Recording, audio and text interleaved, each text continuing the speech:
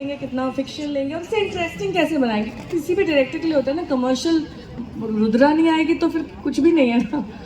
तो देखो, मेरे लिए बहुत इंपॉर्टेंट एक बात थी कि ये क्यों बनाई सीरीज। उसके पीछे एक सबसे बड़ा विचार ये था कि जिस किताब पे ये सीरीज आधारित है, उस किताब में छत्रपति शिवाजी महाराज और उनके खजाने और उनकी हिस्ट्री के बारे में बहुत इंटरेस्टिंग तरीके से और बहुत एंटरटेनिंग तरीके से उन्होंने कहानी जो खड़ी की थी। तो मुझे हमेशा लगता है कि हमें भारत में रह के हमारी हिस्ट्री के बारे में बहुत कम पता है और पता ही नहीं है। यानी बच्चों से जब भी मैं मेरे बच्चों से बात करता हूँ तो स्कूल में जो पढ़ रहे हैं और जो एक्चुअल हमें बाद में पता है, उसमें बहुत अंतर है, बहुत फर्क है। तो मुझे लगा कि अगर कोई एंटरटेनिंग तरीके से उनको ऐसी चीज़ें बताए जो हुई थी और जिसको हमने थोड़ा फैक्ट और फिक्शन का मिश्रण करके एक बहुत सस्पेंस, थ्रिलर और एडवेंचर के उस ढांचे में डाल के उन तक पहुंचाए, तो वो देखेंगे और देखने के बाद वो थोड़ा अपना खुद का रिसर्च करेंगे जो एक्चुअली शो के बारे में हो रहा है। तो 31 जनवरी को शो लॉन्च हुआ। किस तरीके का रिस्पॉन्स है? बढ़िया रिस्पॉन्स। एक्चुअली लोगों ने कहाँ से,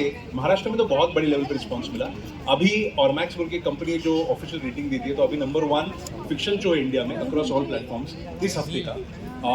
बहुत लोगों ने उसको देखा है, बहुत लोगों ने बहुत देख रहे हैं। पर मुझे लगता है कैसे है ना, एक इसका सबसे बड़ा यूएसपी जो था वो यही था कि हम ऐसे ऑडियंस तक पहुंचे इस शो को लेके जिनको इतिहास में थोड़ी रुचि है या नहीं है, तो वो रुचि निर्माण हो। और जो इतिहास दिखाया हमने उसमें फिक्शन है और एक बहुत इंटरेस्टिंग फैक्ट भी, और उस फैक्ट ने काउंटर किया इस पूरे जो आपने डिपिक्शन नहीं किया बिकॉज़ बहुत सॉलिड। बहुत सारे लोग आ जाते हैं काउंटर करने के लिए। आपने जो दिखाया, अरे ये तो हमें सच डर नहीं था है कि लोग करेंगे, पर हमें ये भी एक आत्मविश्वास था कि हमने बहुत तगड़े रिसर्च करके इसको खड़ा किया है। तो अगर कोई भी आएगा तो हमारे पास फैक्ट्स होंगे उसको काउंटर करने के लिए।